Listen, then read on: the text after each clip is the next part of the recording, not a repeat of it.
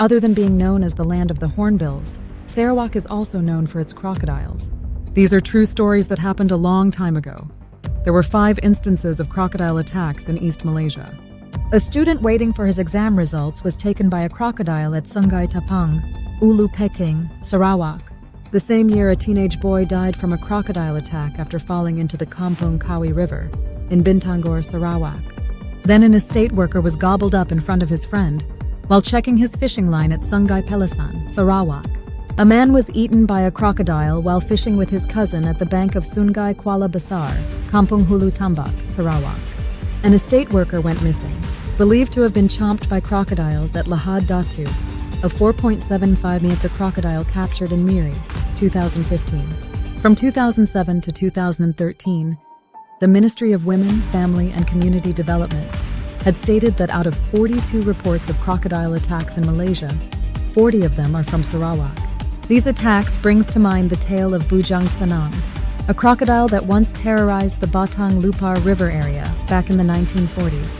While Bujang Senang had in the past been rumored to be as big as a bus, being able to eat a full-grown man in one bite, you might be shocked to know that. The Ibans believe that Bujang Senang used to be a man. Some Ibans in Sarawak believe that the giant crocodile Bujang Senang was actually a human who was cursed post-mortem to become a crocodile. According to the legend, Bujang Senang used to be an Iban warrior named Simalungun. It was said that Simalungun was a famous warrior back when people practiced mengayao, or headhunters cutting off and collecting the enemy's heads, and those who stood before him had no chance of defeating him in battle.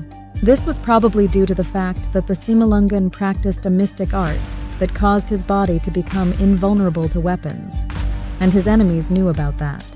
They also knew that practitioners of the art had to observe a certain taboo, and if Simalungun was to break that taboo, he would become vulnerable again.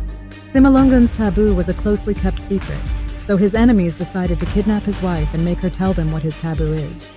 Simalungun, realizing that his wife had been kidnapped by his enemies, went to confront them at the Batang Lupar River. As the story goes, his enemies released his wife, but before Simalungun can get to her, they impaled her with a javelin, killing her on the spot. This caused Simalungun to fly into a rage, and a terrible battle ensued. However, his enemies soon noticed their weapons worked on Simalungun as soon as he stepped into the river. It didn't take long for them to come to the conclusion that Simalungun's taboo was to never stand in a river, and despite Simalungun's rage, he was soon defeated. Both him and his wife's corpses was left to sink in the river, but for unknown reasons, the spirits residing in the river cursed Simalungun's body to become a giant crocodile, identified with a white stripe on its back. Ever since then, the crocodile, called Bujang Senang, had terrorized the descendants of his killers living near Batang Lupar.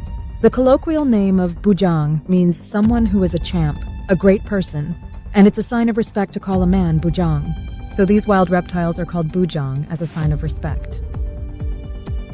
Bujang Senang's heyday was said to be in the 1940s, but after that the tales of its atrocity died down. For a while. In the 1980s, Bujang Senang made a comeback. Bujang Senang raged again, but this time it was defeated with a nail bullet.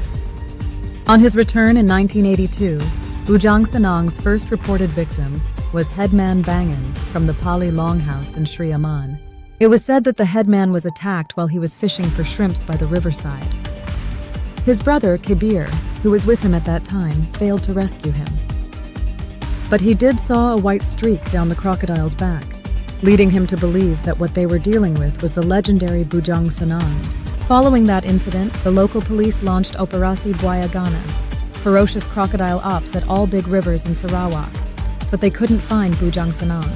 Bujang Senang continued to rage, and between 1982 and 1991, it was believed that 13 people fell victim to the giant beast's rage.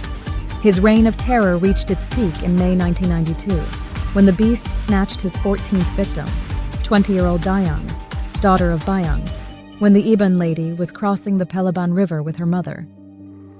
The attack prompted both the police and the villagers to hunt down Bujang Senang.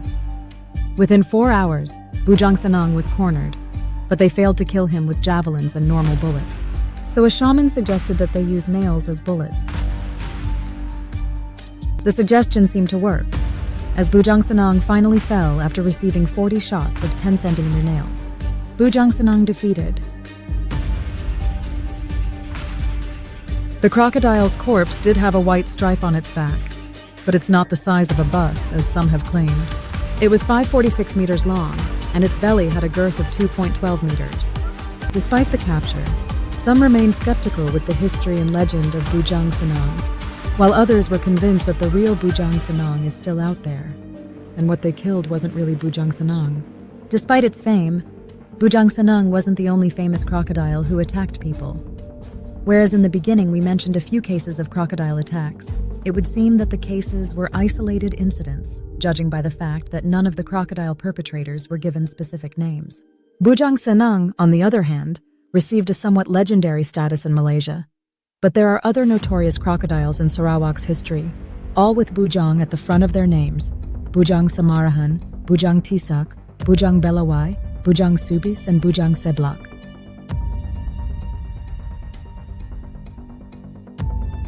In 2001, the crocodile Bujang Subis was shot dead after eating a 10-year-old boy. The boy's father, upon cutting open the crocodile's belly, discovered both his son's arms and legs inside.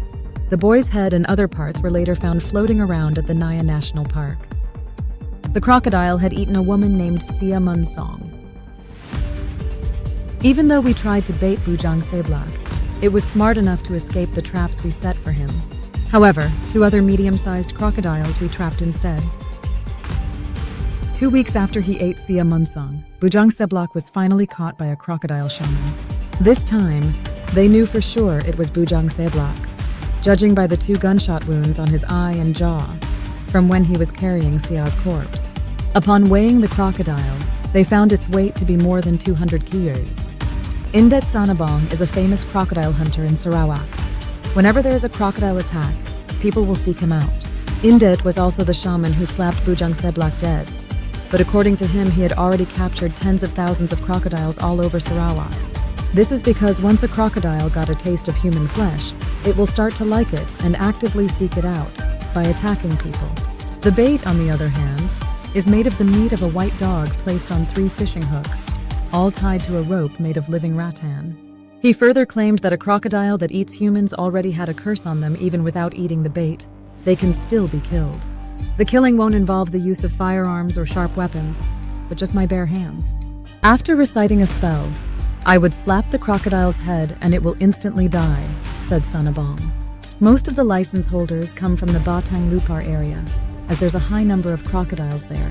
Last year, it was estimated that there were more than 20,000 adult-sized crocodiles in Sarawak. Some rivers were even estimated to have an average of 14 crocodiles for every kilometer of their length. This was the reason the state government declared 60% out of that 20,000 can be hunted.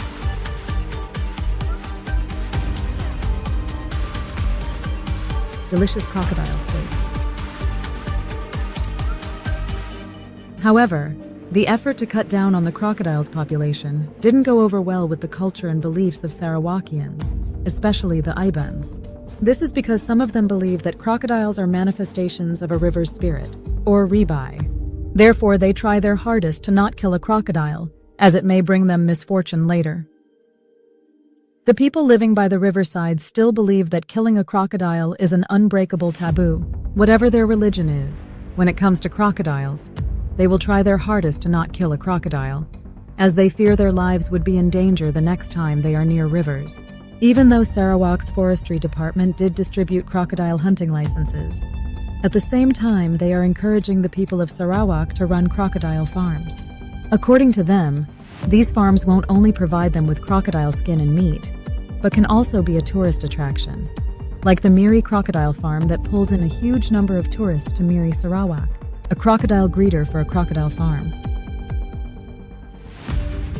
The government's permission to hunt crocodiles can be said to be an effort to control their population, and consequently the risk they pose to humans. However, some researchers believe that the crocodile attacks are our fault to begin with, because of river pollution. The pollution of rivers is also a factor in crocodile attacks. We have found plenty of plastic bags in the bellies of the crocodiles we've operated on. We have found that crocodiles are attracted to trash as they may think that there is food in the plastic bags. According to media reports, the state of rivers in Malaysia are getting worse. Besides trash, rivers are also exposed to pollution from factories and industries. The skull of Bujang Senang displayed at the Sarawak Museum may invoke legends of warriors and curses from a bygone era in the visitors' minds. However, at the rate things are going now, one might wonder if crocodile legends a century from now will involve a superhero whose powers came from being bitten by radioactive crocodiles instead.